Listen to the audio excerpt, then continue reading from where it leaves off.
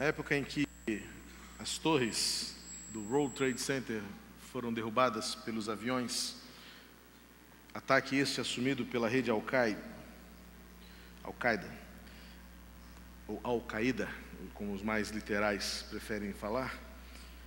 Lembro-me que uma declaração foi dita na época por um dos líderes da rede terrorista: nós conquistamos muito mais do que derrubar 2 torres ou 2 prédios, de uma forma bastante debochada. A partir de hoje, nós tiramos a paz da América. Ou, em outras palavras, a partir de hoje, os americanos não dormem mais. E foi de fato o que aconteceu. Aquele ataque mudou toda a rotina, todo o protocolo de fronteiras dos Estados Unidos da América. Os níveis de segurança foram levados às categorias máximas. Alertas vermelhos permaneceram nos aeroportos por muitas semanas, a ponto de, 5 anos depois, ainda por qualquer pequena ameaça, por qualquer indício e possibilidade, alertas laranjas eram emitidos sob o risco que ameaça o medo de um novo ataque terrorista. E isso mudou a rotina do mundo todo. As companhias de aviação mudaram seus protocolos, as cabines dos pilotos receberam trancas internas, olhos mágicos, e ninguém mais tem autorização, senão a própria tripulação, de entrar na cabine de segurança desde então.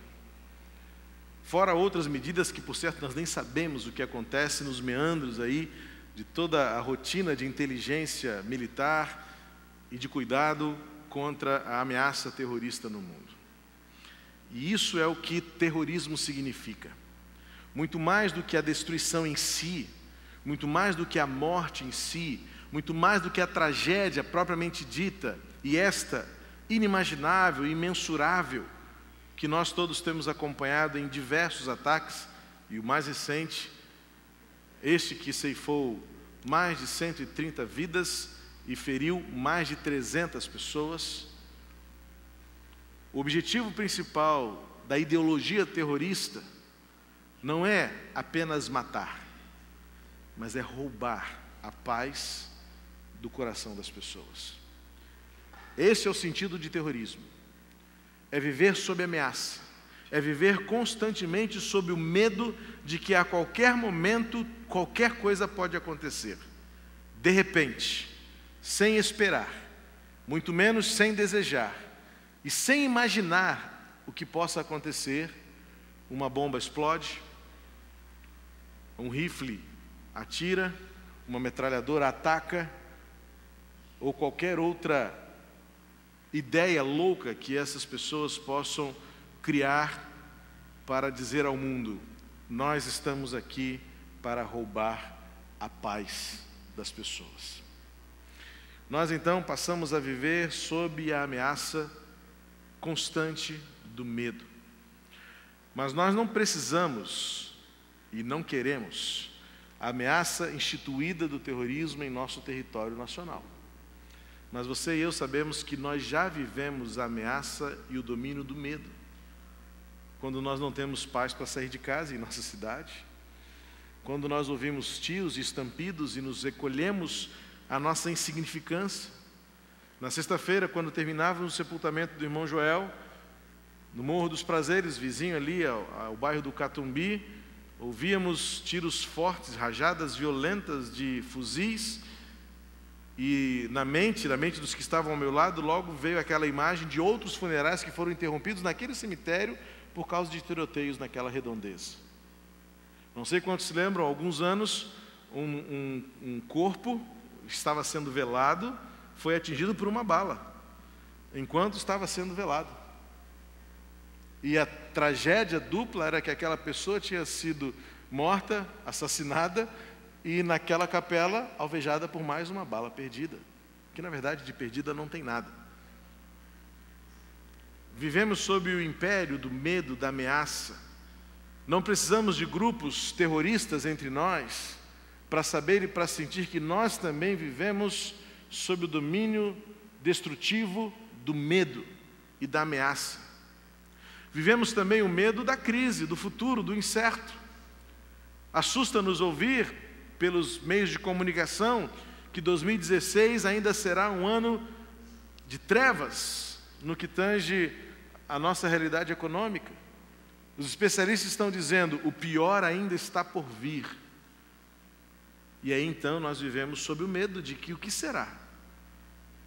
Nossos empregos, nossa economia, nossas economias, nossas finanças, cortes, privações, o que nos espera no futuro? E também o medo das circunstâncias que absolutamente fogem ao nosso controle, como diagnósticos. O medo de voltar ao consultório para receber o laudo. O medo para abrir o envelope da biópsia. Ouvir do médico a notícia que menos se deseja. Como nessa semana, acompanhando a família do irmão Joel, estava junto da irmã Vilma quando a médica disse: não há nada que nós possamos fazer mais. Todos nós vivemos sob o medo da ameaça, daquilo que roubará de nós a paz, que nos desestabilizará e que nos apresentará a ameaça de morrer, de perder e se perder. Por isso nós precisamos de esperança, porque diante dessas ameaças e do risco, a única coisa que há de prevalecer é a convicção invisível de que há algo que deverá nos sustentar e ir adiante. O apóstolo Paulo, quando escreveu a sua carta aos Romanos, no capítulo 5, ele disse que se há alguma coisa que não nos decepciona em meio à tribulação, é a esperança, pois ela está garantida por meio de Jesus. E então precisamos aprender com Jesus, como podemos enfrentar e vencer o medo, e como podemos com Jesus atravessar a ameaça e vencer a ameaça, e enfrentar a tempestade, enfrentar a incerteza, enfrentar aquilo que está totalmente fora do nosso controle. As imagens de tragédias nos revelam o quão incompetentes e incapazes somos diante da lama, diante do fogo, diante dos tiros, diante das bombas. Ver as pessoas correndo de um lado para o outro. Hoje a imagem que circula pela mídia jornalística é que enquanto o povo estava fazendo uma homenagem em uma das praças em Paris, surgiu um rumor. E de repente, como um estouro de boiada, milhares e milhares de pessoas começaram a correr e pisotearem-se no centro de Paris. É o que o medo faz conosco.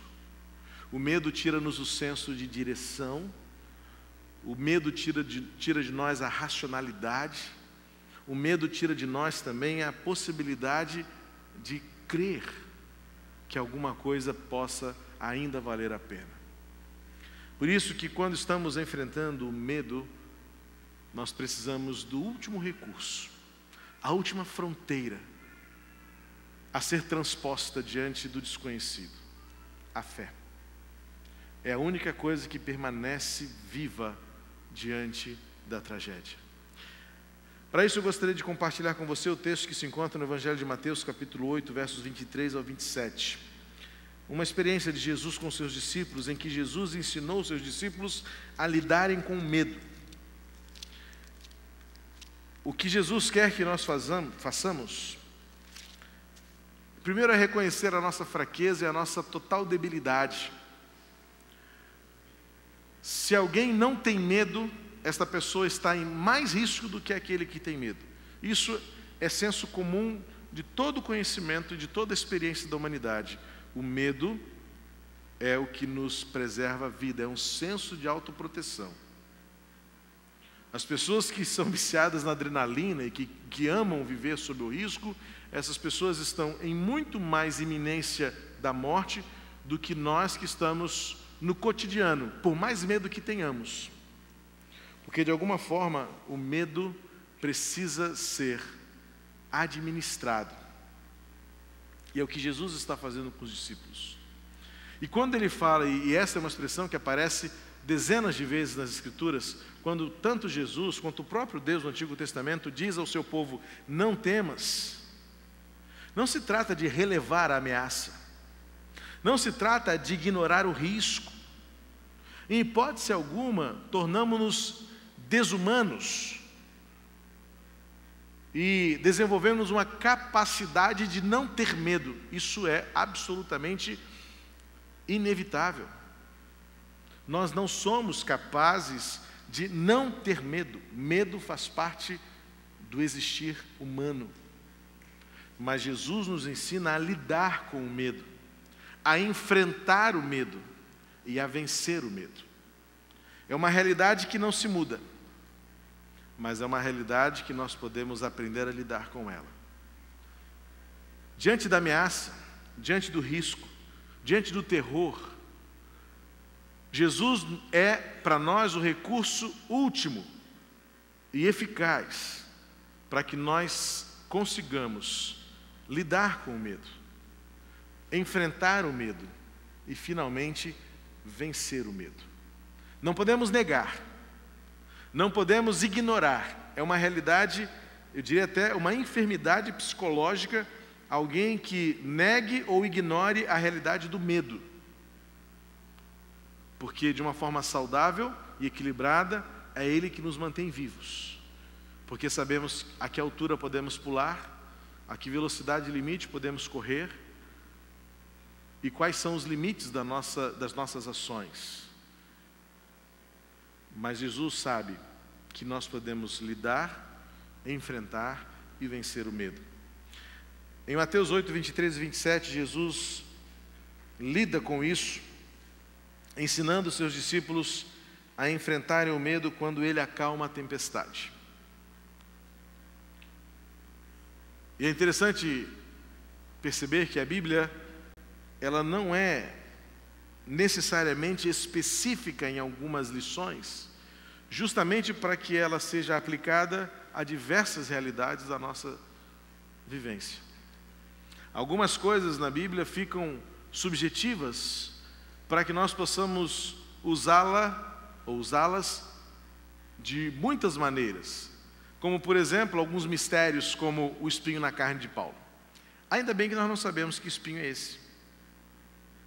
Porque o mistério que permanece diante do que seria o espinho na carne, nos dá condições de aplicá-lo a inúmeras circunstâncias em que nos sentimos espinhados.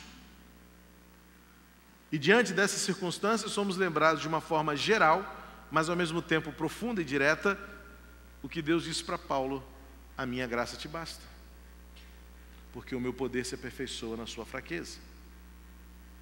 Então é bom entender que as lições que a Bíblia nos traz e os ensinamentos que a Bíblia revela têm a aplicação ampla, vasta e profunda para os nossos dramas e dilemas pessoais. E ainda que nós não precisemos entrar num barco e enfrentar uma tempestade em alto mar, a experiência que os discípulos viveram tem princípios e aplicação que caem bem sobre a sua vida nesta noite e que de alguma forma nos ajudam a lidar, a enfrentar e a vencer o nosso medo hoje, seja ele qual for. Diz assim o texto bíblico em Mateus 8, 23 a 27. Depois que entrou no barco, seus discípulos o seguiram, e levantou-se no mar tão grande tempestade que o barco estava sendo coberto pelas ondas. Jesus, porém, estava dormindo. Os discípulos se aproximaram e o despertaram, dizendo: salva-nos, Senhor, vamos morrer. Ele lhes respondeu: por que temeis, homens de pequena fé? Então Jesus se levantou e repreendeu os ventos e o mar, e houve grande calmaria. E aqueles homens se admiraram, dizendo: quem é este que até os ventos e o mar lhe obedecem? Talvez na sua versão, o versículo 24, comece com a expressão de repente. É o que é substituído, na verdade, pelo que é a versão que eu li, pela conjunção aditiva e. O sentido grego é muito mais de repente do que apenas uma continuidade da narrativa. Mateus fez questão de frisar que quando eles menos esperavam, quando eles menos desejavam, quando eles sentiam-se absolutamente vulneráveis, é que levantou um forte vento e começou a agitar o barco, sendo ele encoberto e levado pelas ondas. O medo nos toma repentinamente. E nós precisamos aprender a lidar com as circunstâncias, preparando-nos para elas. É isso que a maturidade faz conosco.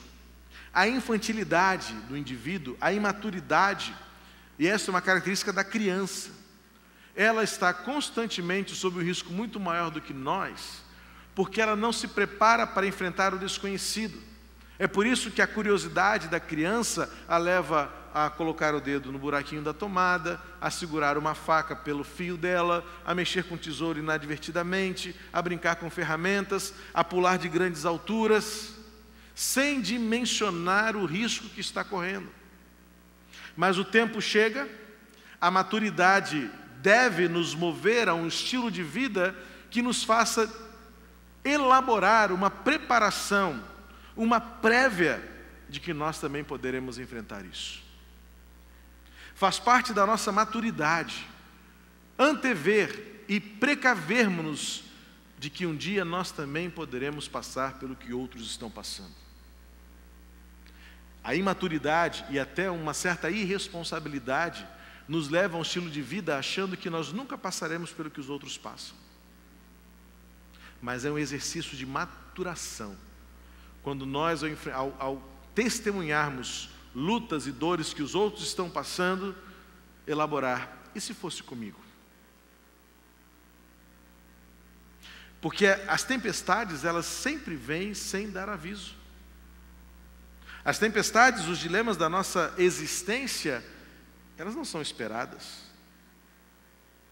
Ainda que muitos até vivam construindo no seu estilo de vida a propiciação para que determinados riscos surjam, pela imperícia, pela imprudência, mas o fato é que por mais que você esteja ali ao volante, a 130, 140 por hora, de repente, você se dá conta que perdeu o controle do veículo.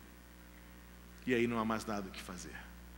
Quem já sofreu acidente sabe que quando o carro perde a aderência, é só esperar bater. De repente. Por mais que você tenha sido imperito ou imprudente, quando o mal acontece, você percebe que agora é tarde demais. Foi o que aconteceu com os discípulos. Eles entraram no barco com Jesus. Eles decidiram molhar-se com Jesus. Há uma ideia interessante aqui, no sentido de entrar no barco com Jesus. Primeiro porque o fato de Jesus estar no barco não os isentou de problemas. E isso é uma coisa importante que a gente também precisa compreender acerca da tragédia humana. Ela é indistinta. O fato de termos Jesus no nosso barco não nos torna imunes a enfrentar tragédias, a enfrentar a dor, a enfrentar a perda, a enfrentar as circunstâncias muito maiores do que nossas forças sejam capazes. E é sempre bom lembrar que, como eu disse pela manhã, a dinâmica do reino de Deus é bem diferente da nossa lógica. É um evangelho esquisito este que é anunciado nos nossos dias, de que o crente não sofre, o crente só vence, o crente não tem problemas, o crente não tem doenças. E se tem doenças é porque você está em pecado. E se você está sofrendo é porque você está devendo. É porque você falou mal disso, daquilo, do pastor, da igreja. Então Deus está pesando a mão sobre você. É uma teologia maluca que se ensina em muitas igrejas hoje, que não nos prepara para a realidade do que é ser humano, do que é ser gente, carne e osso. E o fato de Jesus estar no barco com os discípulos não os livrou de enfrentar a tempestade, mas os ajudou a vencê-la. Aí então entra a diferença. Imagina o que seria esta viagem sem Jesus. Imagina o que seria estar neste barco sem a presença gloriosa do Filho de Deus. O que seria para aqueles homens enfrentar a repentina tempestade se não estivessem na presença de Cristo? É isso que nós precisamos aprender, que o que faz diferença é a coragem de embarcar com Jesus, de correr o risco com Jesus. Eles estavam ali no mesmo barco, se molharam como Jesus, se assustaram, tiveram medo, E o fato de Jesus estar com eles naquela viagem não os tornou imunes ou isentos a experimentarem o sofrimento. E outra coisa, muitas vezes achamos que tudo está legal, porque não temos indícios de tempestades à nossa volta. Mas o fato é que isso não significa que em algum momento nós poderemos passar por elas. Como eu disse, a infantilidade da fé é que nos faz viver de uma forma tão irresponsável, achando que nada acontecerá conosco. Mas de repente, a tempestade surge, e então, o que fará diferença é ter a companhia de um Cristo que descansa e que nos faz descansar. Ato contínuo aqui, os discípulos ficam com medo, percebem que a tempestade era muito maior do que eles poderiam imaginar. Um detalhe importante, você lembra qual era a profissão de 3 dos discípulos? Pescadores. Tinha coletor de impostos, tinha político, tinha gente das finanças, tinha vários tipos de pessoas, mas especialmente Jesus fez questão de chamar os primeiros, dizendo a eles: vocês agora não vão ser mais pescadores de peixes, mas sim pescadores de homens. E curiosamente, algumas vezes Jesus testou a experiência deles de vida, colocando-os diante de circunstâncias que nem mesmo o conhecimento deles lhes seria capaz. Nem mesmo suas grandes habilidades, nem mesmo suas grandes histórias de pescadores poderiam lhes garantir alguma coisa. E não é sem valor o fato de que o versículo 25 diz que os discípulos se aproximaram de Jesus e disseram: não sabemos o que fazer, vamos morrer. Mas é interessante que, talvez a sua versão esteja a declaração: o Senhor não se importa conosco? Se nós lermos os textos anteriores, e aí eu sempre reforço que o quanto o contexto é importante para você perceber o valor das declarações e das afirmações, Jesus havia acabado de fazer milagres. O mais recente ali era a cura da sogra de Pedro. Mas naquele momento os discípulos foram a Jesus e disseram assim: o Senhor não está nem aí para a gente, né? Estamos aqui morrendo de medo, pelo jeito o barco vai afundar e o Senhor consegue dormir no meio da tempestade? Parece-me que esta afirmação dos discípulos revela o que eles e eu temos em comum. As tempestades, o medo, rouba de nós as certezas. Quando tudo está bem, quando estamos na bonança, quando estamos no conforto, quando estamos na estabilidade, quando tudo está equilibrado, a gente fala: somos os melhores, somos os mais fortes, somos os que sabemos de tudo. Mas quando estamos diante da tempestade, quando o medo toma conta da gente, a gente corre um grande risco de perder as certezas. É por isso que a reflexão que fizemos em João capítulo 14, quando Jesus fala aos seus discípulos: eu sou o caminho, a verdade. A preocupação de Jesus era que estava próximo do dia em que aqueles discípulos colocariam em dúvida a fé que eles tinham, porque eles veriam o seu mestre crucificado. Então, por isso que Jesus fala: eu sou a verdade. Quando não houver mais motivos para continuar crendo, lembrem-se, a verdade é uma pessoa, a verdade sou eu. Nesse contexto, a experiência dos discípulos, o conhecimento dos discípulos, a força física dos discípulos não lhes foram suficientes. E eles tiveram dúvidas, até mesmo se Jesus os amava suficientemente para livrá-los desta tempestade. O Senhor não se importa conosco? Isso parece tanto comigo, parece tanto com você. Quando vem a contrariedade, quando vem a tragédia, quando vem o diagnóstico, quando vem a enfermidade, quando vem a perda, quando vem a incerteza e a insegurança, nós também temos a coragem de dizer, como os discípulos: acho que o Senhor não se importa comigo. Mas então Jesus se levanta do seu leito de descanso para dizer: por que vocês ainda têm tão pouca fé? os discípulos teriam razões para confiar, porque Jesus havia feito muitos milagres. Mas parece que havia alguma coisa que era preciso aprender mais um pouco. Com Jesus, a tempestade passa. O texto então diz que ele se levantou, repreendeu os ventos e o mar, no versículo 26, e houve grande calmaria. Primeiro, o livramento de Jesus começa de dentro para fora. Parece-me que Jesus poderia ter imediatamente feito tudo se acalmar, mas primeiro ele quis confrontar os discípulos. Primeiro ele quis provar os discípulos. E primeiro ele quis trazer à luz o fato de que os discípulos estavam numa crise de fé. E antes que acontecesse a calmaria, Jesus precisava confrontá-los. Em quem vocês confiam? Por quem vocês esperam? Que fé é esta?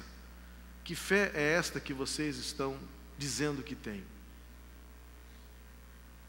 Não sei o quanto esse diálogo demorou, se houve alguma resposta. Mateus é sucinto e objetivo para dizer que, uma vez que fomos confrontados na nossa fé, Jesus ergueu a sua voz e silenciou a tempestade, e houve grande calmaria. Com essa narrativa eu posso afirmar 4 verdades acerca de Jesus conosco em meio à tempestade.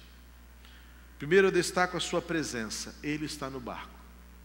Isto não nos torna imunes à tempestade, mas isso faz toda a diferença ao atravessá-la. Depois, a proteção, Ele se importa conosco. Sim.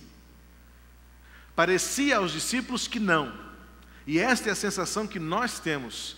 Parece que fomos esquecidos. Parece que não se importa conosco. Parece que Deus nos abandonou. Mas Ele ouve a nossa súplica e o nosso clamor.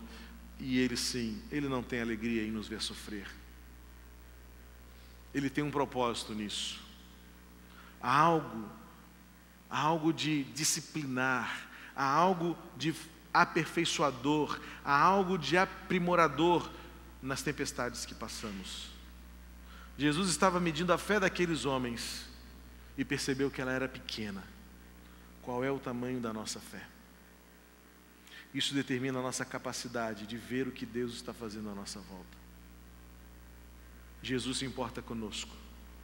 Ele dá atenção à nossa súplica, à sua presença, à sua proteção. Em terceiro lugar, eu percebo aqui e descubro e glorifico ao Senhor pela sua soberania.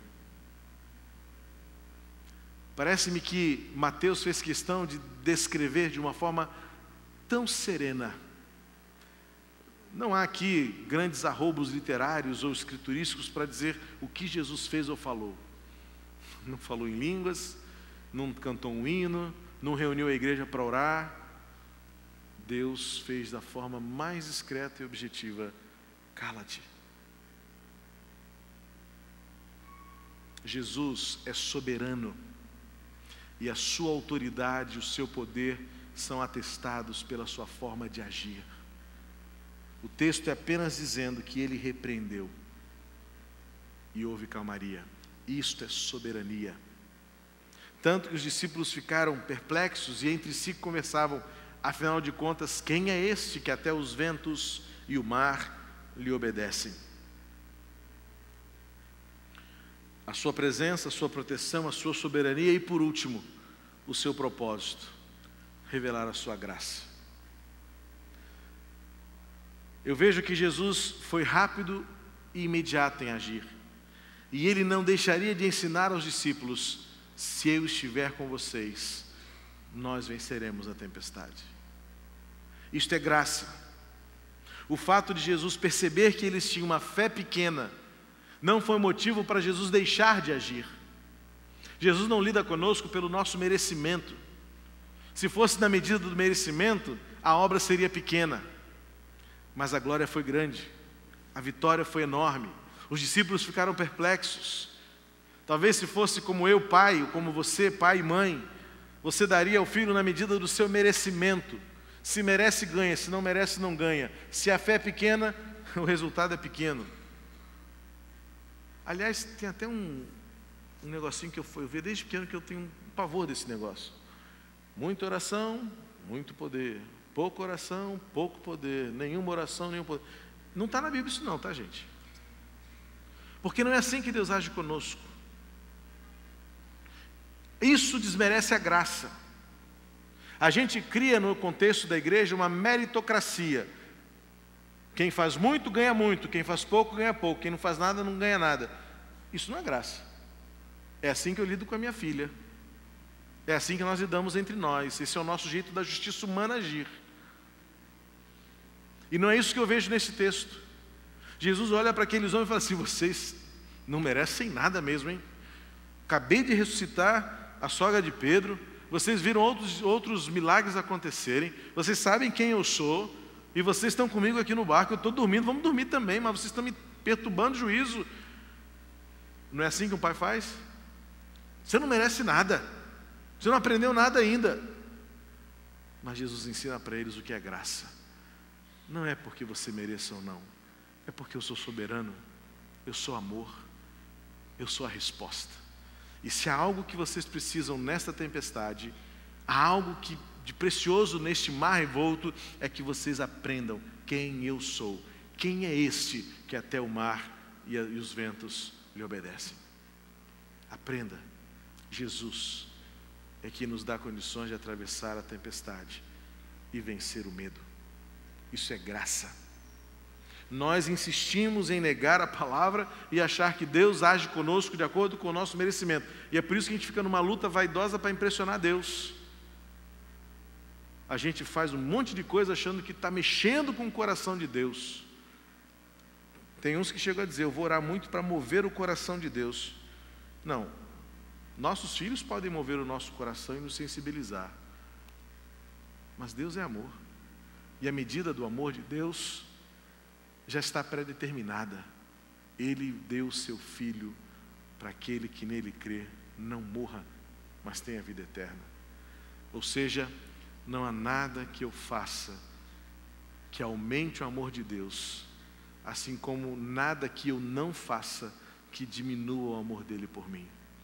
Eu só preciso aprender a responder ao grande amor que Deus me tem dado. Isso é graça. Homens, que tão pequena fé.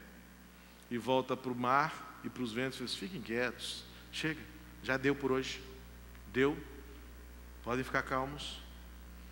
Vocês aprenderam, discípulos? É sempre pelo que eu posso fazer. É sempre pelo que eu quero fazer. Aprendam de mim. Aprendam comigo. Se eu estiver junto, vocês não morrerão. Se eu estiver aqui, saibam que eu me importo com vocês. Quando eu levantar a voz e erguer minhas mãos, o universo se cala. E vocês saberão o valor da minha graça por vocês. Portanto, meus queridos, o mundo vai tentar insistentemente roubar de nós a paz. De muitas maneiras, de muitas formas, e insistentemente. Isso não é algo que vai terminar. Mas nós precisamos estar seguros. Como diz a canção infantil: com Cristo no barco, tudo vai muito bem.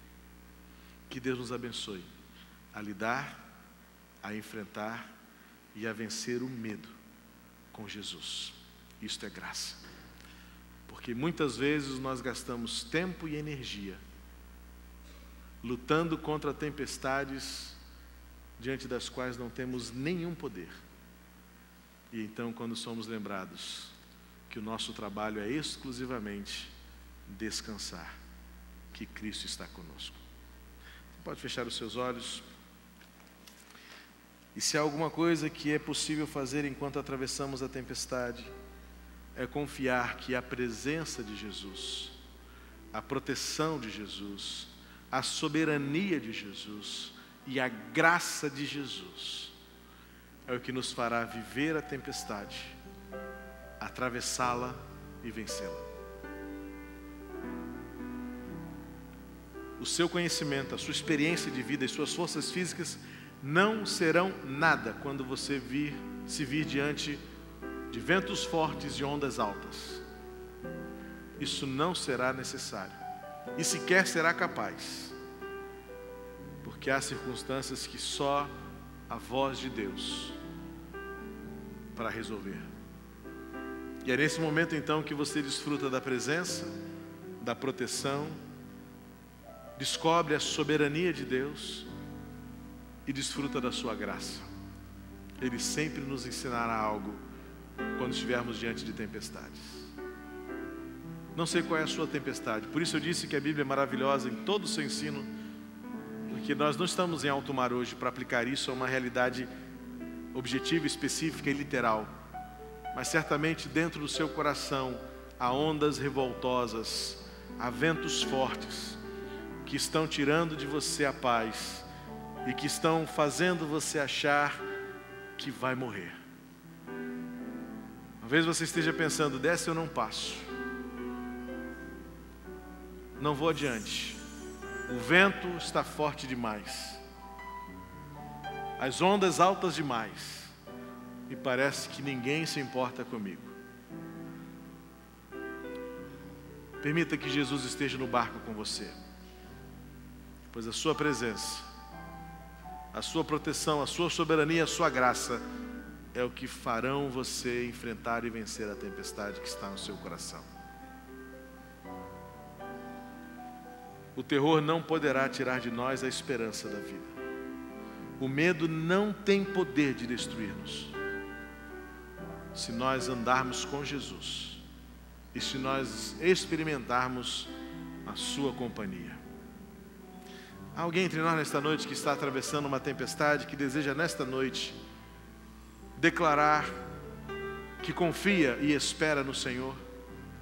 Há alguém entre nós nesta noite que está atravessando um mar revoltoso, seja ele qual for, o que você estiver enfrentando nesta noite, você aprendeu com a palavra do Senhor que a presença de Jesus, que a proteção de Jesus, que a soberania de Jesus sobre todas as coisas e que a sua graça lhe serão suficientes para enfrentar e vencer esta tempestade que você está passando. Portanto, apenas entregue essa tempestade ao Senhor. A sua fé, por menor que seja, ela será suficiente para fazer Deus estender suas mãos e acalmar o seu coração. Se há alguém entre nós essa noite, onde você está, levante uma das mãos, eu quero orar pela sua vida agora. E o seu trabalho nesta noite será apenas descansar em Deus. Deus seja louvado. Há mais alguém entre nós? Algumas mãos estão levantadas, dizendo que entregam suas tempestades ao Senhor, que desfrutam da presença, da companhia, da proteção, que confiam na soberania e que experimentarão a graça de Deus. Há mais alguém entre nós? Nós vamos louvar ao Senhor este cântico que diz: é meu, somente meu, todo o trabalho, e o seu trabalho é descansar em mim. Vamos ficar de pé enquanto estivermos cantando. Você que levantou uma das suas mãos, se quiser vir aqui à frente, vamos orar. E se você não levantou a mão e ainda assim deseja, enquanto cantamos, vir aqui à frente, apresentar o seu barco abalroado pelos ventos, abatido pelas ondas, se você quiser vir aqui à frente, nós vamos orar neste momento, suplicando que Deus dê a você o descanso para enfrentar as ondas altas, os ventos fortes, para vencer a tempestade na sua vida. É meu, somente meu, todo o trabalho, e o seu trabalho é descansar em mim. Vamos louvar ao Senhor. Enquanto cantamos, se você deseja vir aqui à frente, estaremos orando ao final desta canção.